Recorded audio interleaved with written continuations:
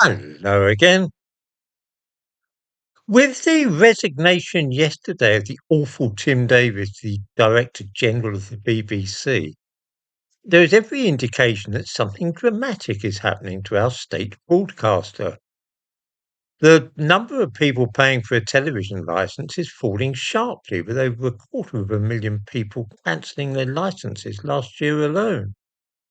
An awful lot of young people whose lives are lived online, the so-called digital natives, are wholly at a loss to see what the point is of paying for a service that they are unlikely ever to use. Many of those who do pay for their television licenses are boomers like me, who have been paying for years, partly due to an almost superstitious dread of the consequences of not paying.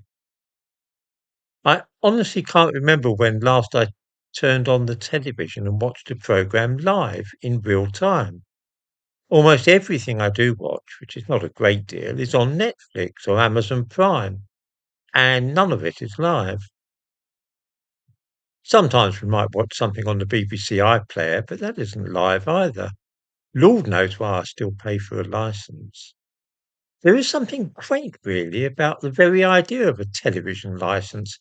It's like having a dog license. Does anybody remember them? They used to cost seven and six, which is of course 37 and a half new pence. No wonder young people look at the whole idea with amusement. The recent revelations about the way that the BBC has been carrying on will perhaps come as little or no surprise to the sort of people who watch YouTube channels like this one. They know that the BBC are really just an agitprop organisation for all the fashionable latest ideology, from Palestine to sex changes, and that anybody with an independent mind will find little on the BBC to attract them. Then too, the news there is often stale and outdated. Keeping up with the news was really the only attraction which the BBC held for me at one time, but there are much better ways of keeping up to date with world affairs than waiting until the evening news to learn what's going on in the world. Checking X, it used to be Twitter, will generally show you footage from current events which was only taken a few minutes earlier on a mobile phone, as opposed to the time lag of an hour or two which the BBC typically has. Without boasting, I can say that when Tommy Robinson appeared in court the other day to learn the verdict in his trial for a supposed offence under the Terrorism Act, I broadcast the news of his acquittal before the BBC did. If an old man like me can beat the BBC to reporting something as topical as that, it really has to tell you something.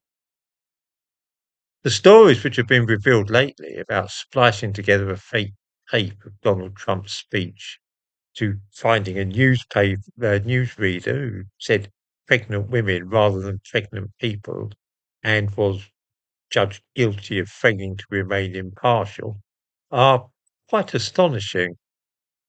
There's a feeling that this is some kind of watershed and that the slow motion collapse of the licensing model for the BBC has begun.